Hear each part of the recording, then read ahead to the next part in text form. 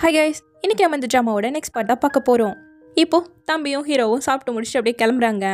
அதே நேரம் அப்பாவும் அம்மாவும் அங்கேருந்து கிளம்பி வந்துட்டுருக்கேன். டக்குன்னு ஒரு வெடி விபத்து சவுண்டு பயங்கரமாக கேட்கவும் அலறி அடிச்சுட்டு அங்கே இங்கேன்னு எல்லாரும் ஓட ஆரம்பிச்சிட்டாங்க. ஹீரோவும் தம்பி அப்படி பத்திரமா கூட்டு வர அவனை இடிச்சிட்டாங்களா, அவன் கீழே விழுந்து அவனுக்கு காயமாயிடுச்சு. இங்கே அம்மா முன்னாடியே ஹீரோவோட வயசு தான் இருக்கும் அந்த பையனுக்கு, ரொம்பவே அடிபட்டிருக்கவும் ஐயோ என் பசங்களுக்கு என்னாச்சோன்னு சொல்லிட்டு கால் மேலே கால் அடிக்கிறாங்க. என்ன நீ ஓகேவா தானே இருக்கான்னு கேட்கும்போது எனக்கு ஒன்றும் இல்லை, தம்பிக்கு தான் அடிபட்டுருச்சுன்னு சொல்கிறாங்க. அப்படி பேசிகிட்டு இருக்கும்போது ஹீரோட ஃபோனை தட்டி விட்டு போயிட்டாங்களாம். அதை எடுக்கிறதுக்காக எவ்வளவோ ட்ரை பண்ணுறான்.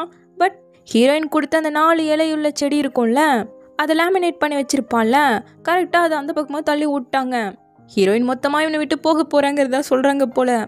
இந்த வெடி விபத்தில் அடிப்பட்டவங்களை எல்லாரையும் ரெஸ்கியூ பண்ணி கூட்டிகிட்டு போயிட்டுருக்காங்க. இந்த நியூஸை நம்ம ஹீரோயினும் பார்க்குறா. இங்கே அப்பா அம்மா கரெக்டாக வந்துட்டாங்க.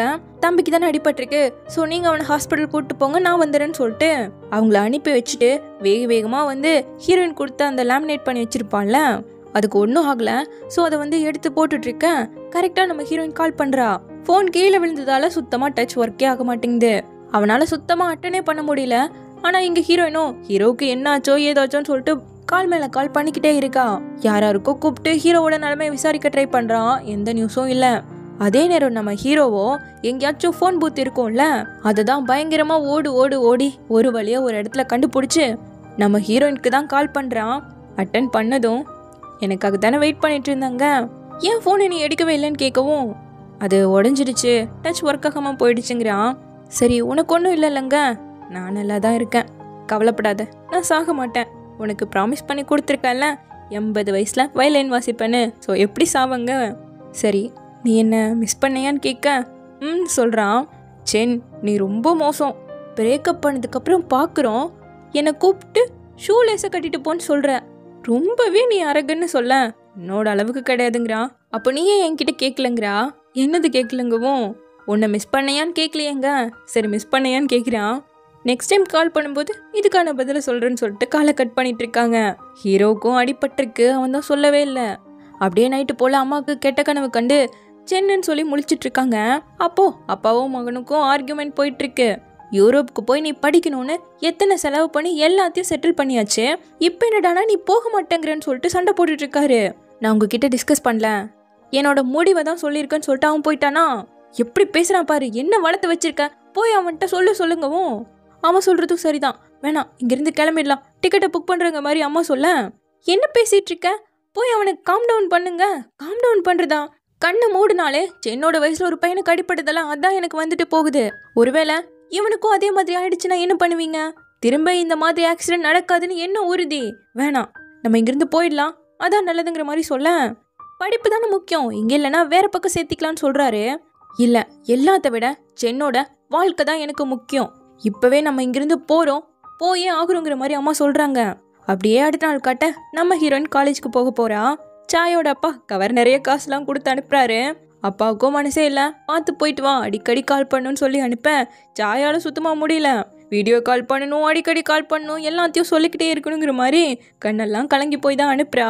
அப்போ கரெக்டாக ஹீரோ இவளோட ஃபோட்டோவை போட்டு சேஃபாக போயிட்டு வாங்குற மெசேஜை போடுறான். சன்ரைஸை பார்த்துட்டு பிரேக்கப் பண்ணிட்டு போனாங்கல்ல, அப்போ எடுத்த ஃபோட்டோ இது. அப்படியே இப்போ நம்ம ஹீரோயினும் காலேஜுக்கு வந்து சேர்ந்துட்டா. இந்த 2 பொண்ணுங்களுமே இவளோட கிளாஸ்மேட், சேம் குரூப். இதில் இன்னொரு சீனியர் பொண்ணும் இருக்கா. நாளைக்கு ஒரு வெல்கம் பார்ட்டி இருக்கு, நீங்கள் எல்லாரும் வரணுங்கிற மாதிரி கூப்பிடுறா. சரின்னு எல்லாத்தையும் அரேஞ்ச் பண்ணிட்டு அப்படியே படுக்கும்போது இவங்களோட குரூப்பில் அப்படியே மெசேஜ் வருது. ஹீரோயினும் ஃபோட்டோ போட்டு எல்லாம் அரேஞ்ச் பண்ணிட்டு தூங்க போகிறேன்னு சொல்லிட்டு அப்படியே தூங்கிட்டு இருக்கா. அப்படியே அடுத்த நாள் நம்ம ஹீரோ ஃபேமிலியை கட்டுறாங்க. அவங்க இன்னும் இங்கே தான் இருக்காங்க. தம்பிக்கு இந்த கையில் கட்ட போட்டிருக்கிறது வேற கொஞ்சம் கஷ்டமாக இருக்குது. ஹீரோக்குமே அந்த இன்சிடென்ட்டால் கொஞ்சம் டிஸ்டர்பாக தான் இருக்கான். ஸோ அப்படியே ஃபோனை எடுத்து பார்க்க இவன் என்ன தான் மெசேஜ் பண்ணலனாலும் குரூப்பில் என்னென்ன பேசிக்கிறாங்க, நம்ம ஹீரோயின் என்னெல்லாம் பேசிகிட்டு இருக்கா அப்படிங்கிறத வாட்ச் பண்ணிட்டு தான் இருக்கான். அப்போ தம்பியும் எனக்கு ஐஸ்கிரீம் வேணுங்கிற மாதிரி கேட்க எதுவுமே பேசல, டக்குன்னு வண்டியை நிறுத்தி வாங்க போயிட்டான். அண்ணன் ரொம்ப டிஃப்ரெண்ட்டாக நடந்துக்கிறான்ல, அப்ராடுக்கெல்லாம் போயிட்டானா இனிமேல் நம்மளோட க்ளோஸாகவே இருக்க மாட்டான், அவ்வளோதான் இல்லைங்கிற மாதிரி பையன் ஃபீல் பண்ணுறான். இவனுக்கு சென்னுனா ரொம்ப பிடிக்கும். அப்படியே இங்கே நம்ம ஹீரோயினை காட்ட சீனியர்ஸ்லாம் கலந்துக்கிற வெல்கம் பார்ட்டிக்கு தான் வரான். அவளோட ரூம்மேட் சீனியர் பொண்ணு தான் வா அப்படிங்கிற மாதிரி கூப்பிட்டு உட்கார வச்சுட்டு இருக்கா.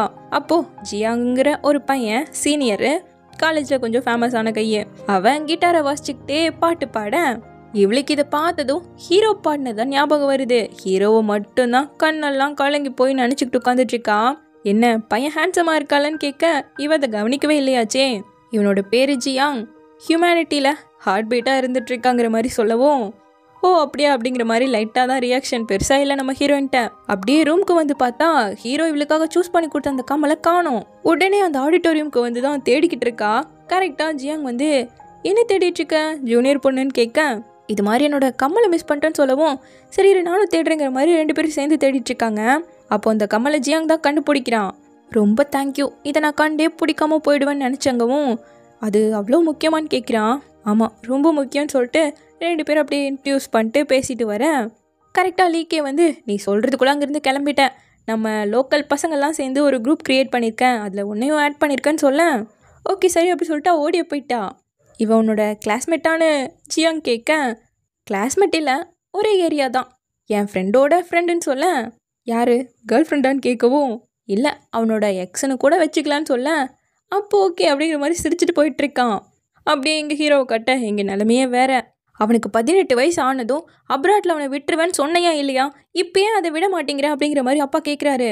உண்மைதான், அவனுக்கு 18 வயசு ஆகும்போது அப்ராடில் விடுறேன்னு உங்ககிட்ட ப்ராமிஸ் பண்ணேன், ஆனால் இப்போ என்னால் முடியாது, என் மகனை என்னால் தனியாக விட முடியாதுன்னு சொல்ல, உன்னால் ஒரு ப்ராமிஸை கூட ஃபுல்ஃபில் பண்ண முடியலையா, அதையாவது பண்ணுன்னு சொல்லி இவர் கத்தவும், சென்னை அனுப்புறதுல நீங்கள் ரொம்பவே ஃபோர்ஸ் பண்ணிட்டு இருந்தீங்கன்னா அப்போ நம்ம டிவோர்ஸ் தான் பண்ணுங்க, இப்படி அம்மா சொல்லுவாங்கன்னு ஹீரோ கொஞ்சம் கூட எதிர்பார்க்கவே இல்லை.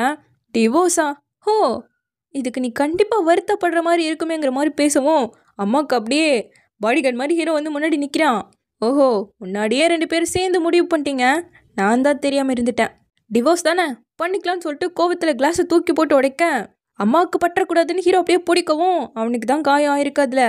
அதே நேரம் ஹீரோயினை காட்ட ஜியாங் வந்துட்டு ஃப்ரெண்ட் ரெக்வஸ்ட் அனுப்பியிருக்கான். ஹீரோவோட டிபி மாதிரியே இருக்க வந்து அக்செப்ட் பண்ணியிருப்பா போல. ஹாய் நான் தான் ஜியாங், இனிமேல் முக்கியமான பொருளை தொலைச்சிடாதன்னு மெசேஜ் பண்ணியிருக்கான். அப்படியே இந்த பக்கம் ஹீரோக்கு அம்மா மருந்து போட்டு விட்டுக்கிட்டு இருக்காங்க. நான் ஃபேமிலி விட்டு போயிட்டாலே பிரச்சனை இல்லாமல் போயிடும்ல, ஸோ நான் போய்க்கிறேங்க. என்ன நீ இப்படிலாம் பேசக்கூடாது, உன்னால் இங்கே எந்த பிரச்சனையுமே ஆகலை, அப்பாவுக்கும் எனக்கும் மட்டும்தான் இப்போ பிரச்சனையே, பெரியவங்க விஷயத்த பெரியவங்களே ஹேண்டில் பண்ணிப்போன்னு சொல்ல, மா நானும் இப்போ பெரியவாயிட்டேன், ஸோ என்னோடய ஃப்யூச்சர் முடிவுகளை நானே எடுத்துக்கிறேன்னு சொல்லிட்டு நேராக பெட்ரூம்க்கு வர, தம்பி சோகமா அவங்க 2 பேரும் டிவோர்ஸ் பண்ணிக்க போகிறாங்களா, அப்போது நீ யாரோடு இருப்பங்க, நான் இனிமேல் இருக்கவே மாட்டேங்கிறான், அப்போது நான் உன் கூட இருக்கேங்க, அப்படியே ஸ்மைல் பண்ணிட்டு வெளியே வரான். முழு நிலா 2 பேருமே அந்த நிலாவை பார்த்து ஒருத்தர் ரொம்ப மிஸ் பண்ணிக்கிறத நமக்கு காட்டுறாங்க. அடுத்த நாள் நம்ம ஹீரோயின் போஸ்டரெல்லாம் ஒட்டுறதுக்கு வர ஜியாங் வந்து நான் உனக்கு ஹெல்ப் பண்ணுறேங்கிறான். இல்லை உனக்கு தேவையில்லைங்கிற மாதிரி சொல்ல, உனக்கு வேறு ஏதாவது தெரியல கேட்கணுன்னா கண்டிப்பாக என்கிட்ட கேளு, நான் உனக்கு எல்லாம் சொல்லித்தரேங்கிற மாதிரி சொல்லிவிட்டு அவன் ஒரு பக்கம் ஓட்டிகிட்டு இருக்க. இவளுக்கு அந்த ஏணியில் ஏறவே கால் வலிக்குது, இருந்தாலும் அட்ஜஸ்ட் பண்ணி அதை ஏறி ஓட்டிகிட்டு இருக்க. கரெக்டாக சாய் கால் பண்ணுறா. ஹீரோயினை விசாரிச்சுட்டு இவ இப்போ நல்ல மூடில் இருக்கா, சூப்பராக படிப்பில் தான் கான்சன்ட்ரேட்னு சொல்கிறா. ஏன்னா இவள் ஹாஸ்பிட்டலுக்கு போகும்போது இவளோட ரிலேட்டிவ் மாதிரின்னு வச்சுக்கலாமே, அவங்க பொண்ணு எதுக்காக திரும்ப ஒரு வருஷம்லாம் படிச்சுட்டு படிப்பு வரலன்னா கல்யாணத்தை பண்ணி விடுங்க, அதான முக்கியங்கிற மாதிரி சொல்லியிருப்பாங்க. அப்போது அப்பா பொண்ணுங்களுக்கு ஏன் படிப்பு முக்கியம் இல்லைன்னு சொல்கிறீங்க, என் பொண்ணு மற்ற பசங்க மாதிரி கிடையாது, இந்த வருஷம் சூப்பராக படித்து மார்க் எடுப்பா, அப்படி மார்க் எடுக்கலைனாலும் பரவாயில்ல எடுத்தாலும் பரவாயில்ல, நான் அவளை சப்போர்ட் பண்ணுவேன். ஸோ பொண்ணுங்களுக்கு கல்யாணம் தான் லைஃப் கிடையாது, அவளோட வாழ்க்கையை அவளுக்கு பிடிச்ச மாதிரி அவள் வாழணும், அதுக்கு நான் கண்டிப்பாக சப்போர்ட் பண்ணுவேன்னு பேசியிருந்திருப்பாரு. அதில் தான் புள்ள கண்ணெல்லாம் கலங்கி போய் இப்போ கான்சன்ட்ரேட் பண்ண ஆரம்பிச்சிருக்கா. ரொம்ப சந்தோஷம், சரி பாருன்னு சொல்லி இங்கே ஹீரோயினும் காலை கட் பண்ணிவிட்டு அங்கேருந்து இறங்கும் போது கால் ஸ்லிப் ஆகிடுச்சு, டக்குன்னு அவன் பிடிச்சிட்டான். இட்ஸ் ஓகே அப்படிங்கிற மாதிரி ரூமுக்கு வரேன்.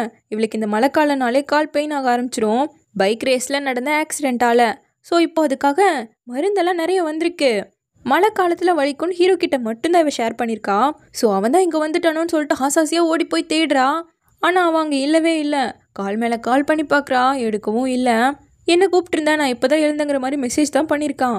நீ தான் மெடிசன் அனுப்புனியான்னு கேட்க வரும்போது லீக்கே கரெக்டாக சென்னு சொன்னால் அதான் நான் உனக்கு சென்ட் பண்ணேன், எந்த மெடிசன் வாங்கணும்னு தெரில, ரேண்டமாக வாங்கியிருக்க யூஸ் பண்ணிக்கோங்கிற மாதிரி மெசேஜ் பண்ணுறான். நான் தான் லூஸ் மாதிரி திங்க் பண்ணிட்டேன். சென் அப்ராடில் இருக்கான், பெய்ஜிங்க்கு எப்படி அவனால் வர முடியுங்கிற மாதிரி ஃபீல் பண்ணுறான்.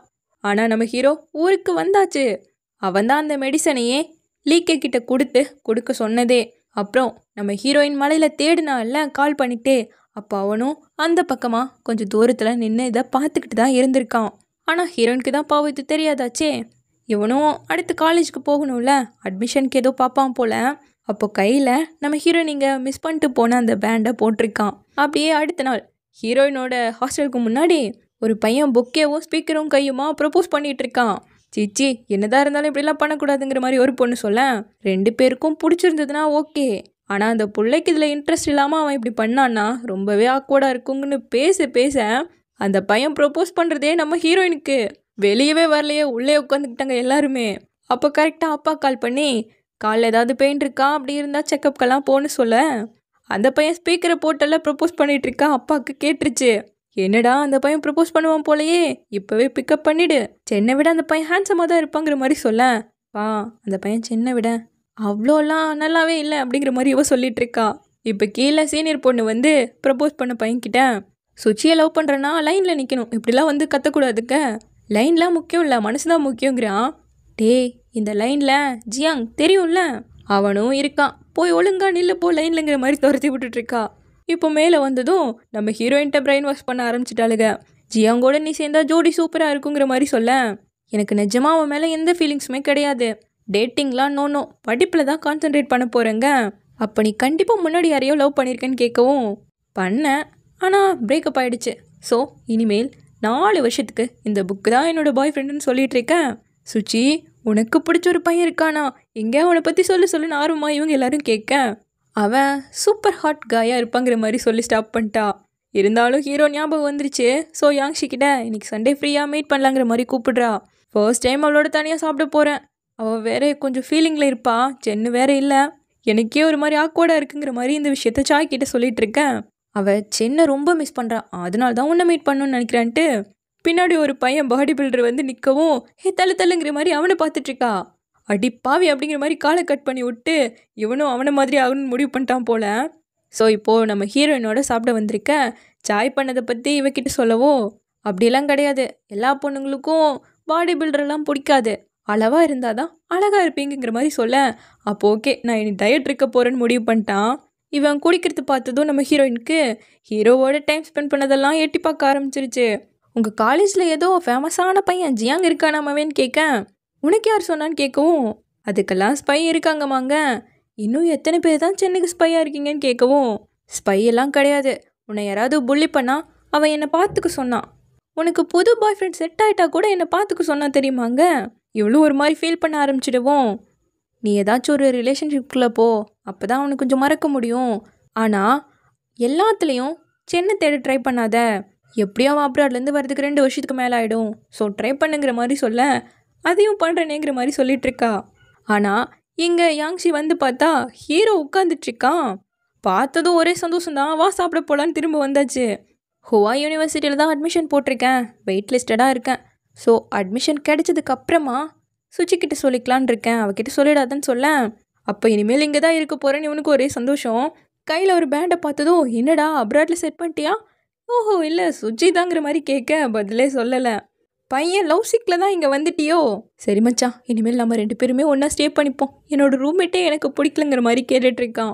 அடுத்த நாள் நம்ம ஹீரோயினும் கிளாஸ்க்கு ரெடி ஆகிட்டுருக்கேன். வாங் ப்ரொஃபஸரோட கிளாஸ்க்கு லேட்டாக போகிறீங்களா, அவரெல்லாம் பயங்கர ஸ்ட்ரிக்ட்டு, எக்ஸாம் வர வெயிட் பண்ண வேணாம், டைரெக்டாக ஃபெயில் பண்ணி விட்டுருவாருன்னு சொல்லி பயமுறுத்தவும் டக்குன்னு ஓடி வந்தால் சீட்டே இல்லை. ஹீரோயினை பார்த்ததும் ஜியாங் உங்களுக்கு தான் சீட் பிடிச்சி வைக்க சொன்னான்னு சொல்லிட்டு போயிட்டுருக்கான் ஒரு பையன். இனிமேல் ஜியாங்க முன்னாடியே சீட் பிடிச்சி வைக்க சொல்லிட்டுங்கிற மாதிரி ஃப்ரெண்டு சொல்ல, அவன் ஒன்றும் என்னோட பாய் ஃப்ரெண்ட் கிடையாதுன்னு சொல்லிட்டு இருக்கா. அப்படியே கிளாஸும் ஸ்டார்ட் ஆக இவரோட கிளாஸ்னாலே கொஞ்சம் பயங்கரமாக படித்தாகணும். இங்கே நம்ம ஹீரோக்கும் சக்ஸஸ்ஃபுல்லாக நம்ம ஹீரோயினோட காலேஜ்லேயே சீட் கிடச்சிருச்சு. ஆனால் இனிமேல் இவனே சம்பாரித்து இவனே தான் ஃபீஸ் கட்டி படிச்சுக்கணும். ஸோ கேமராவை எடுத்துகிட்டு வேலைக்கு கிளம்பிட்டான், நல்லாவே ஹார்ட் ஒர்க் பண்ணுறான். இந்த பக்கம் நம்ம ஹீரோயின்ட்ட ஜியாங் வந்து, நேஷ்னல் ஹாலிடேக்கு நீ வீட்டுக்கு போகலன்னா இங்கே நடக்க போகிற காம்படிஷனுக்கு அரேஞ்ச்மெண்ட்லாம் பண்ணணும், பேஸ்கெட் பால், ஃபோட்டோகிராஃபின்னு நிறைய கான்டெஸ்ட் எல்லாம் நடக்க போகுது, நீ இந்த லீவுக்கு வீட்டுக்கு போகலன்னா எனக்கு இந்த அரேஞ்ச்மெண்ட்க்கு கொஞ்சம் ஹெல்ப் பண்ண முடியுமான்னு கேட்க, சரி கீயை கொடுங்கன்னு கேட்குறியா, அப்போ நானும் உன்னோட சேர்ந்து ஹெல்ப் பண்ணுறேன், முடிஞ்சதும் கான்சர்ட்டுக்கு போயிட்டு வரலாங்க. இங்கே பாருங்கள் சீனியர், வீசாட்டில் உங்களை அக்செப்ட் பண்ணதுக்கு காரணம் உங்களோட ப்ரொஃபைல் எனக்கு தெரிஞ்சவங்களோடது மாதிரி இருந்ததால தாங்க. ப்ரொஃபைலா, யார், உன் எக்ஸ் பாய் ஃப்ரெண்டான்னு கேட்க, ஆமான்னு சொல்கிறா. அவனை இன்னும் பிளாக் பண்ணாமல் இருக்கியா, அவன் என்ன மாதிரி பையனும்னு சொல்லிட்டு இருக்கான். இவன் எங்கள் ரூம்க்கு வந்ததும் ஹீரோ செலக்ட் பண்ணி கொடுத்த கம்மலை தானே போட்டுட்டு இருந்தா, அதை பத்திரமா எடுத்து உள்ளே வச்சிட்டா. நம்பர்லாம் மாற்றணுன்னு கூட முடிவு பண்ணிட்டா போல. படிப்பில் இனிமேல் கான்சென்ட்ரேட் பண்ணுன்னு சொல்லிட்டு ரூம்மேட்டோடு சேர்ந்து ஒரு பக்கம் நம்ம ஹீரோயின் பயங்கரமாக படிக்க ஆரம்பிக்க, ஹீரோவும் இந்த பக்கம் வேலையை பார்க்க ஆரம்பிச்சிட்டான். காசு இருந்தால் தானே ஃபீஸ் கட்டி படிக்க முடியும். ஸோ விடிய விடிய ஒரு பக்கம் ஹீரோயின் படித்தான், ஒரு பக்கம் ஹீரோ வேலை பார்த்துட்ருக்கான். இங்கே கதவை திறந்ததும் ஹீரோ தான் வருவான்னு பார்த்தா சாய் வந்து நிற்கிறா. பார்க்கறதுக்காக சர்ப்ரைஸாக வந்திருக்கா. இங்கே ஹீரோயின் இங்கே தானே இருக்கா. ஆனால் கப்பெல்லாம் ரெண்டாக இருக்கவும், ஐயோ நீ கேர்ள் ஃப்ரெண்டோடு இருக்கியான்னு கேட்க யாரோ வரவும், முன்னாடியே சொல்ல மாட்டியாடான்ட்டு ஓடி போய் ஒளிஞ்சு நிற்க. வர்றது சென்னு. நீ அப்ராட்லலாம் இருக்கணும், இங்கே என்ன பண்ணுறேன்னு கத்த. தயவு செஞ்சு சுச்சிக்கிட்ட மட்டும் சொல்லிடாத, நானே அவகிட்ட சரியான நேரம் வரும்போது சொல்லிக்கிறேன்னு சொல்லி ரெக்வஸ்ட்டாக கேட்க சரின்னு சொல்லிட்டா. ஆனால் இதுக்கு பதிலாக நீங்கள் எனக்கு ஒரு ஹெல்ப் பண்ணுன்னு சொல்லிட்டு ஹீரோயினை யாங்ஷி கூப்பிட்டு வரேன். இவன் டெடி பியர் ட்ரெஸ்லாம் போட்டு நிற்கிறா.